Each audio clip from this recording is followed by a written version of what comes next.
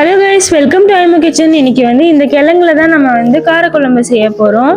சூப்பராக இருக்கும், செம்ம டேஸ்ட்டாக. இது என்ன கிழங்கு தெரியுமா? வெறும் பொங்கல் டைமில் மட்டும்தான் இந்த கிழங்கு உங்களுக்கு கிடைக்கும். இது வந்து திருநெல்வேலி சைடில் வந்து ஃபேமஸான கிழங்கு இது. இந்த கிழங்கோட இன்னொரு ஒரு பேர் வந்து சைனீஸ் கிழங்கு அப்படின்வாங்க. இதில் வந்து ரொம்ப அதிகமாக மண் இருக்குங்க. நீங்கள் வந்து ரொம்ப ஒரு 3-4 தண்ணியிலலாம் வாஷ் பண்ணிட்டுக்கு அப்புறம் தான் இந்த மண் வந்து போகுமே. இது வந்து நம்ம சும்மா தண்ணியில் அலசிட்டு இப்போ நான் அப்படியே தோல் உரிக்கிறேன் பாருங்க, ஈஸியாக வந்துடும். சில பேர் என்ன பண்ணுவாங்க, துணியெலாம் வச்சு அப்படியே துணியில் வந்து கசிப்பாங்க. இதை அந்த மாதிரி பண்ணாலே ஈஸியாக தோல் வந்துடும். நம்ம என்ன பண்ணுறோம், நம்மளுக்கு வந்து கொஞ்சம் சீக்கிரமாக செய்யணும்னா நம்ம வந்து குக்கரில் ஒரு விசிலை மட்டும் விட்டுட்டு நல்லா கொஞ்சம் வெந்து வந்துடும்ல, நார்மலாக கிழங்கு உரிப்போம்ல, அந்த மாதிரி கூட பண்ணலாம். டைம் இருந்தால் நம்ம வந்து கையிலே பண்ணிடலாம். டைம் இல்லை அப்படின்னா நம்ம குக்கரில் ஒரு விசில் போட்டு அந்த துணியை வச்சு கசிச்சா ஈஸியாக வந்துடும். இப்போ வாங்க இதில் எப்படி நம்ம சூப்பராக குழம்பு வைக்கலான்னு பார்த்துடலாம்.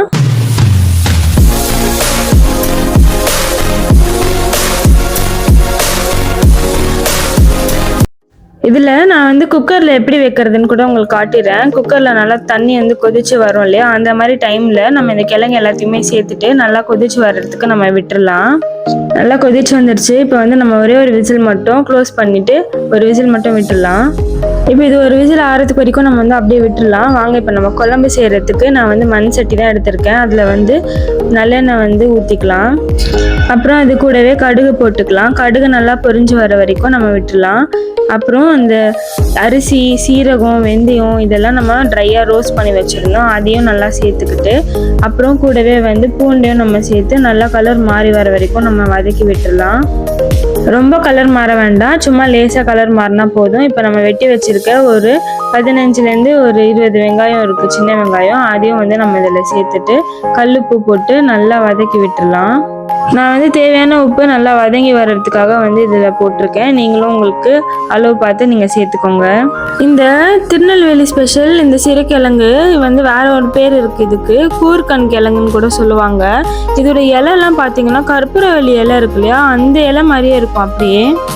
பாருங்க, இப்போ வந்து வெங்காயம் நல்லா வதங்கி வந்துடுச்சு இல்லையா, பொன்னிறமாக. இதுக்கு தேவையான அளவு நம்ம தக்காளியும் வெட்டி வச்சுருக்கோம். நான் வந்து 2 தக்காளி தான் வெட்டி வச்சுருக்கேன், அதையும் இதில் சேர்த்துக்கிட்டு மிளகாத்தூள் 1 டேபிள் ஸ்பூன் நான் சேர்த்துருக்கேன். இது வந்து காஷ்மீரி ரெட் சில்லி தான் நம்ம சேர்த்துருக்கோம். அப்புறம் மஞ்சள்தூள் 1/2 டேபிள் ஸ்பூன் சேர்த்துருக்கோம். நல்லா இந்த மசாலாவுடைய பச்சை வாசனை போகிற வரைக்கும் நம்ம வந்து இதை நல்லா வதக்கி விட்டுடலாம். நம்ம சேனலில் ஃபர்ஸ்ட் டைம் பார்க்குறீங்கன்னா மறக்காமல் கொஞ்சம் சப்ஸ்கிரைப் பண்ணிட்டு பாருங்கள். இந்த வீடியோவில் நான் சொல்கிற டிப்ஸும் ஹெல்த்தி டிப்ஸ்லாம் வந்து உங்களுக்கு ரொம்ப யூஸ்ஃபுல்லாக நான் இருக்கும்னு நம்புகிறேன். அதனால வந்து உங்கள் ஃபேமிலி ஃப்ரெண்ட்ஸ் எல்லாருக்குமே நீங்கள் ஷேர் பண்ணிட்டு பார்த்தீங்கன்னா இன்னும் நல்லாயிருக்கும். இப்போது நம்ம இதில் வந்து டொமேட்டோ பியூரி வந்து ஒன்று எடுத்து அதையும் இதில் சேர்த்துருக்கோம். ஏன் அப்படின்னா தக்காளி வந்து அவ்வளோ சீக்கிரம் மசிய மாட்டேங்குது. அதனால் ஒரு டொமேட்டோ பியூரியை நீங்கள் அப்படியே சேர்த்துக்கோங்க புளிப்புக்காக. காரக்குழம்பு புளிப்பாக இருந்தால் தாங்க சூப்பராக இருக்கும். இப்போது இது கூடவே வந்து நம்ம குழம்பு மிளகா பொடி இருக்கு இல்லையா, அதையும் வந்து 2 டேபிள் ஸ்பூன் சேர்த்துட்டு நல்லா பச்சை வாசனை போகிற வரைக்கும் சூப்பராக வதக்கி விட்டுடலாம். நல்லா இந்த மசாலாவெல்லாம் நம்ம வதக்கிட்டு நல்லா கொதிச்சு வரோம் இல்லையா, அப்போ தான் வந்து நம்ம தண்ணி சேர்க்கணும் இதில். இப்போ இது வந்து நல்லா கொதிச்சு வந்துடுச்சு. நான் வந்து மிக்ஸி கழுவுன தண்ணி தான் வந்து சேர்த்துக்கிறேன். சுடு தண்ணியாக சேர்த்துக்கிட்டிங்கன்னா நல்லது. அப்போ தான் உங்களுக்கு ஒரே டெம்பரேச்சராக வந்து மெயின்டைன் ஆகும். ஏன்னா நம்மளுக்கு வந்து சட்டி சூடாக இருக்குது, உள்ளே இருக்கிற இன்க்ரீடியன்ட்ஸ் எல்லாமே ஹீட்டாக இருக்கிறப்போ நம்ம வந்து பச்சை தண்ணி எடுத்து சேர்த்தோன்னா டேஸ்ட் உங்களுக்கு வந்து டிஃபர் ஆகும். அதனால கொஞ்சம் சுடு தண்ணியாகவே சேர்த்துக்கிட்டிங்கன்னா வதங்கி வர்றதுக்கும் நல்லாயிருக்கும் இது. இப்போ நான் சிறுகிழங்கு ஒரு விசில் விட்டுருந்தேன் இல்லையா, அது பாருங்கள் சூப்பராக வதங்கி வந்துட்டுருக்கு. இதில் வந்து நம்ம தோல் எவ்வளோ ஈஸியாக எடுத்துடலாம் பார்த்தீங்களா. இந்த மாதிரி க்ளீனாக வந்துடும், உங்களுக்கு எந்த ஒரு அழுக்குமே இருக்காது. இந்த கிழங்கு ஒன்றுமே இல்லை, நம்ம வீட்டில் இருக்கிற ஒரு தொட்டியில் வந்து நம்ம வச்சு வளர்த்தோம்னா கூட வந்து நம்ம சூப்பராக வளர்த்துட முடியும். ஆடி மாதத்தில் வந்து நீங்கள் வச்சிங்கன்னு வச்சுக்கோங்களேன், உங்களுக்கு தை மாதம் ரெடியாக வந்துடும் இந்த கிழங்கு. இப்போ பாருங்கள், எல்லாத்துக்குமே நான் வந்து தோல் உரித்து எடுத்துகிட்டு வந்துட்டேன். இந்த கிழங்கு எல்லாமே வந்து நம்ம குழம்புல போட்டு நல்லா வதக்கி விட்டுடலாம். செம்ம கலர்ஃபுல்லாக சூப்பராக இருக்குங்க குழம்பு, செம்ம டேஸ்ட்டாக இருக்குது. நானும் உப்பு காரம் எல்லாமே செக் பண்ணிட்டேன், நீங்களும் ஒரு வாட்டி செக் பண்ணிக்கோங்க. அது இல்லாமல் இதை வந்து நீங்கள் வளர்த்தீங்கன்னு வச்சுக்கோங்களேன் வீட்டில், இது 15 டேஸ்லேயே வந்து உங்களுக்கு துளிர் விட ஆரம்பிச்சிடும், நீங்கள் பார்த்துடலாம். இப்போ வந்து நான் புளி தண்ணி தான் இதில் சேர்த்துக்க போகிறேன். இதில் ஒரு கோலி சைஸ் புளி தண்ணி தான் வந்து நம்ம சேர்த்துருக்கோம். அது மட்டும் இல்லைங்க, உங்களுக்கு வந்து இந்த நீர் சத்து வந்து அதிகமாக இருக்கும், டீஹைட்ரேட்லாம் ஆகுது இல்லையா, அந்த மாதிரி இருந்துச்சுன்னா இந்த கிழங்கை வந்து கண்டிப்பாக எடுத்துக்கோங்க. பாருங்க, சூப்பராக கொதிச்சு வந்திருக்கு நம்ம குழம்பு.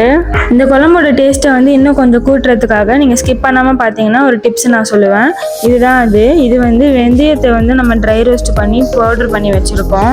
அந்த பவுடரை வந்து 1/2 டேபிள் ஸ்பூன் வந்து சேர்த்துக்கோங்க. இதுவும் முக்கியம். இது கூடவே இன்னொரு விஷயமும் முக்கியம் இதில். அதுதான் வந்து பெருங்காய பவுடரு. அதையும் சேர்த்துக்கிட்டு நல்லா இது வந்து கொதிச்சு வந்து நல்லா கலரி விட்டுக்கோங்க. இதுதான் நம்ம 3வது டிப்ஸு. இது வந்து வெல்லம் சேர்த்துருக்கோம். வெல்லம் சேர்த்துட்டு இது 3த்தையுமே நம்ம நல்லா ஒன்று போல் கொதிச்சு விட்டு கலரிட்டோன்னு வச்சுக்கோங்களேன். செம்ம டேஸ்ட்டாக இருக்கும் நம்ம குழம்பு. இப்போ பாருங்கள், நம்ம சிறுகிழங்கும் சூப்பராக வதங்கி செம்ம கலர்ஃபுல்லாக பார்க்கவே டெம்டேட்டிங்காக இருக்குது. நம்ம இதை வந்து நல்லா வெள்ளை சாதத்தோடு வச்சு சாப்பிட்டோன்னா அருமையாக இருக்கும் டேஸ்ட்டு. இந்த வீடியோ பிடிச்சிருந்தா மறக்காமல் லைக் பண்ணுங்கள், ஷேர் பண்ணுங்கள், சப்ஸ்கிரைப் பண்ணுங்கள். வாங்க சாப்பிட்லாம். தேங்க்ஸ் ஃபார் வாட்சிங். பாய்.